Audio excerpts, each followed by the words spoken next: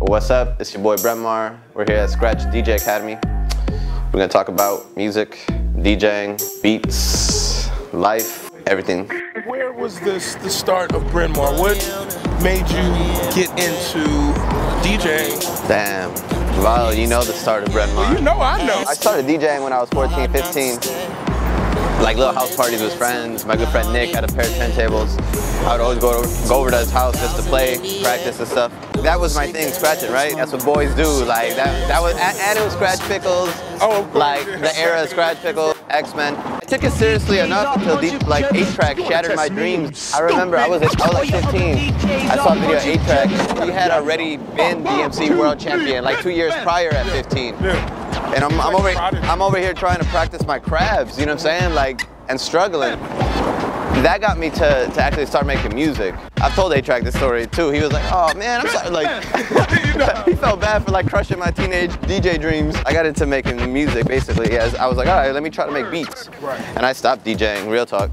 I came to New York in 2009, I think. Okay. Came to New York City because I was in a band. The band did its thing, we toured, it was cool, but it kind of just naturally died out. I got back into DJing. I was being exposed to all the UK dance music coming out. The UK dance scene like became really influential for me for a couple years. Talk a little bit about the last thing that you dropped on Fool's Gold, the award EP. One of my favorite songs off of there. Yeah. The track Hula Hoop with Unique. Word. Shouts to Sis Unique. Can you basically tell us like a little, like how the song even came about? To be honest, I had the EP was done, the other 3 tracks were already completed. Hula Hoop was an idea that I had started, honestly just because like I was going to some of these music festivals, dance music festivals, and seeing a lot of hoopers, hula hoopers, doing all sorts of like cool stuff, like they're in their own little world hooping.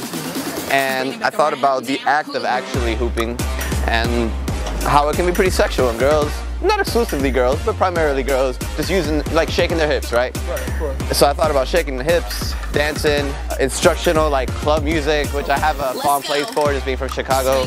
I love all the Baltimore shit, the Jersey club shit. And it just occurred to me that no one had really made a dance song about hula hoop. But basically I had this idea for the song. The EP was already done. I didn't think I had time to finish hula hoop. My management and the label was like, no, we need a track that, like like we need a dance song.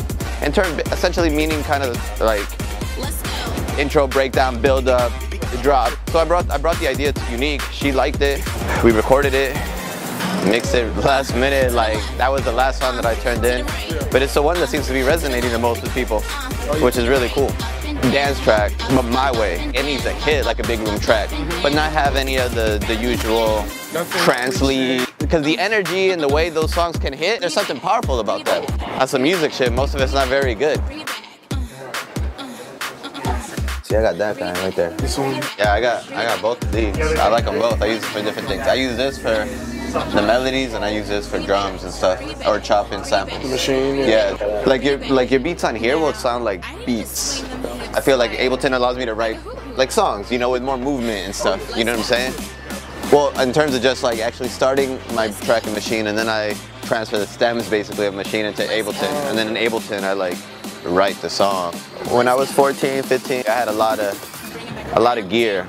I would work my little side hustle, my little jobs, whatever, and just save up money, buy MPC. I had an MS-20, I had analog and digital gear, but gear, stuff that I could touch and play with. I had my own space in Chicago. I didn't have that in New York City when I moved. And I was really broke. Like, I actually ended up selling most of my hardware when I needed it for a few years because I had no money. So I just like would go back to Chicago, sell all my stuff, sold my techniques, my Vestex mixer, my record, Pro Tools system. I sold everything. But now in 2015, I'm primarily software based. I went hardware to digital. So I at least went through my phase. I had years of gear. So I know what I'm missing. What I save up in setup time, I've already made a beat. I give myself a challenge every time, or try to like make a beat at a different BPM that maybe I don't usually do. Fuck it, let's do something at 68 BPM and see how it feels. Sometimes I have an idea, a lyric, a phrase, a sentence. Playing with vocals is kind of just an extra added challenge. Plus I feel like people really respond to vocals. I respond to vocals. Just 3 words could be enough to take it from like a beat to something that everyone, that not just beat heads like, but that everyone can like kind of vibe out to. I don't have a set way of starting a beat. It always changes. Personally, I'm kind of afraid of like having it set in stone, because then it would die a little bit for me. I feel like if you're living in the moment, making music, to me that's the most exciting. Because if it's in a museum, if it's in a history book, It died a long time ago. There's an art to taking something old and modernizing it. That's the art, man. Because if it's good, it's good. And like, but it has to speak to the new generation. The younger kids, or just whatever, you know? Look back and think about how you can like recontextualize and modernize like older influences. To completely just rip them off or like duplicate them is boring. I'm working on a summer, fall single right now. Hula hoop video about to drop very soon. Tour in Europe, tour in Asia. Once again, this is your boy Brenmar. Shout out to Scratch DJ Academy. And thank you for your time.